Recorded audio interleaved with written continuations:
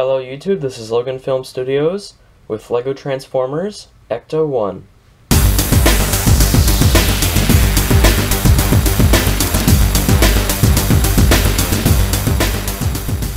Here is my LEGO Transformers Ecto-1. This is my entry to the May Allspark Assembly Challenge. And for those of you who don't know, the Allspark Assembly Challenge is a challenge that me and KW Legoformers came up with.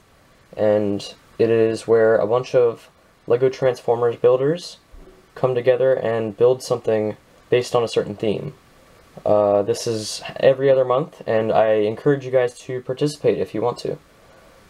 So for the month of May, our challenge was to make Ecto-1, which, if you don't know, is the car from Ghostbusters. I was going to originally make it just as big as I made my DeLorean, but I realized I wouldn't have enough time to finish it, so I ended up making a smaller scale this time. So here's a closer view of the car. It has a lot of the really cool details. In the front, it has the Ecto-1 license plate, and these pieces are actually silver, so I thought that was pretty cool. The LEGO Idea set has a lot of silver pieces on it for the like this area of the car, so I tried to get as much silver on here as I could. I wanted to get some silver cheese slopes, but I only had one of them, so maybe in the future I'll get this silver. This piece right here should be in white, but I don't have any in white right now, so I'll probably get that replaced soon. You'll see a couple other things that might be off in color, so maybe I'll do an update video in the future or something. Here, this is kind of too small of a scale to get the printed Ghostbusters logo, so I use these two little round plates to kind of simulate the logo. Here you can see the wire that comes across here, and just like the LEGO Idea set, I use the studs not on top technique to get the divides between the windows of the car, and I think that turned out pretty cool. I use a Nexonite shield to get this angle on the front of the car, and it kind of like lines here. You can see I use these wedge plates for the fins, and I don't have any 2x2 versions of this curved slope right now, so it's just a bunch of 1x2s. That's probably another thing I'm gonna change in the future because it would be better for stability. In the back we have more silver pieces.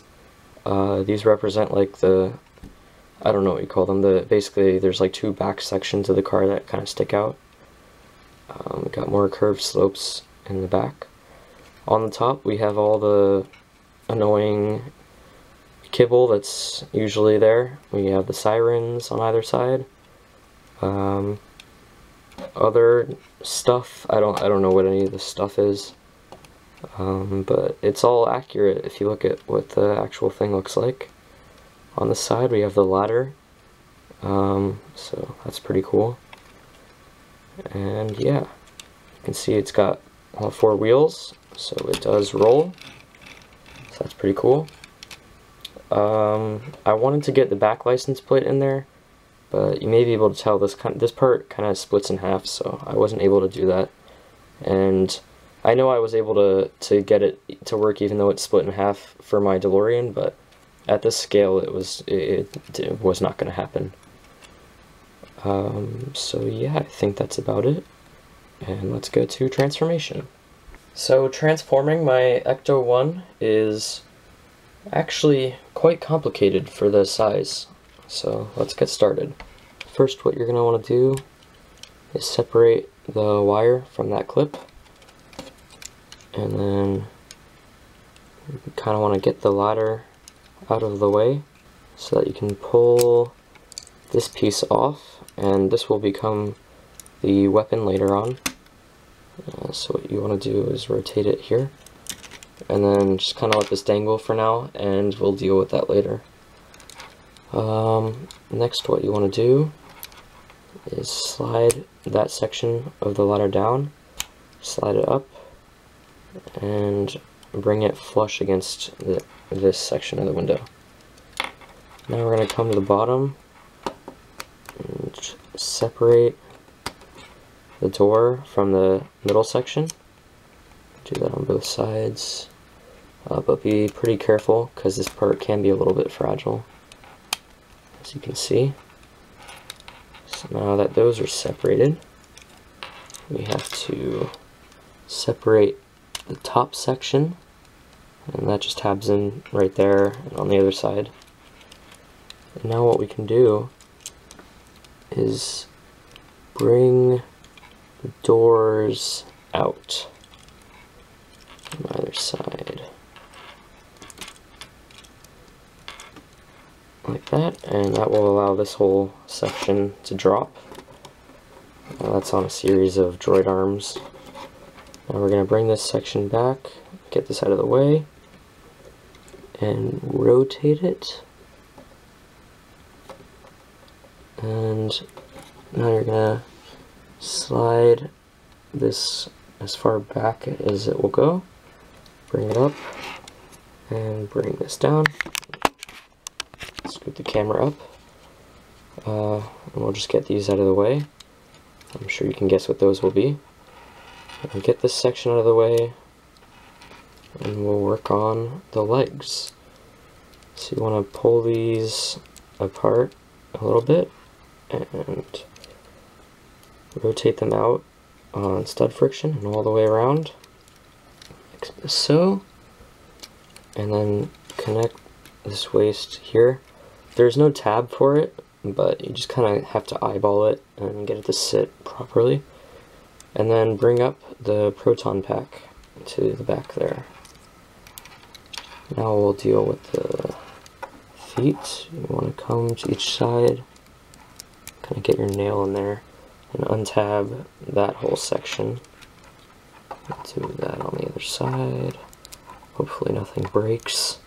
It is small, so it's a little bit fragile. Alright, there we go.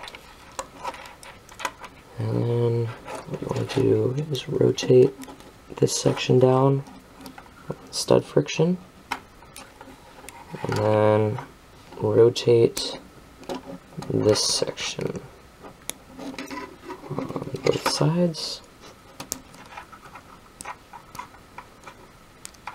Alright, and then we'll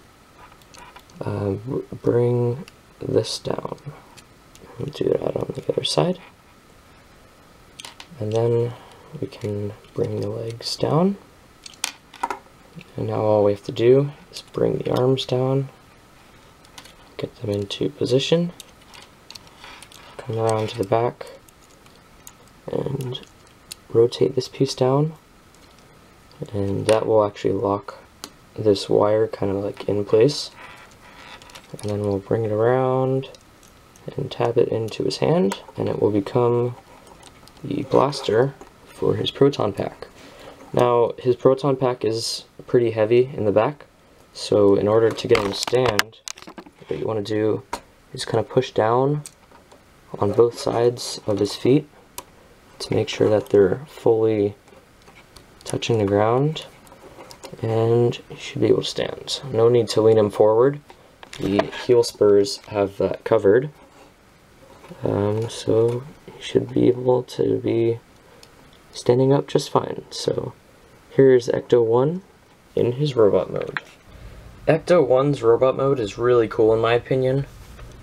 I like the really like short and stocky proportions that he has, and I really like that I had the big Proton Pack in the back with the wire that connects to the gun, just like a Ghostbuster.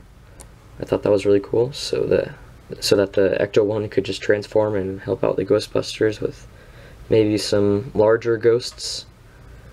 So yeah, he's pretty cool. I like how the front of the car, all that nice detail just ends up on the chest. It looks really cool. And I like how the red is a little bit more prominent in this mode. It adds a little bit more flair to this mode that the car had with the stuff on the roof, but from the front you don't really see that, so that extra detail is taken care of by the red, and I think that looks really cool. I especially like the red stripes on his arms, and yeah, it's pretty cool. I also like how he has these big feet. They're kind of like boots, I guess. I don't know if the Ghostbusters actually wear boots, but it seems like something that they would wear. So yeah. On the back, you can see he does have the ladder back here, and one cool feature is that you can pull this off and actually tab it into the clip. This was the clip that the wire tabbed into in vehicle mode, and then you can use that clip to attach to the ladder, and it can become like a little gun, kind of like, I imagine this to be like a sort of machine gun, minigun kind of thing. So yeah, in addition to fighting ghosts with this Proton Pack, you can fight Decepticons with the minigun, and I think that's pretty cool. I'm sure a lot of you guys are going to say that this looks like an IX Roll IX Transformer because of just the style, and yeah, that's kind of what I was going for.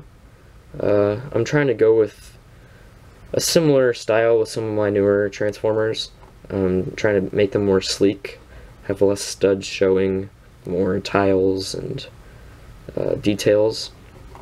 You probably won't see this style for a little while after this video, because I'm still trying to get done videos for some of my older models, so I'll be getting back to those shortly.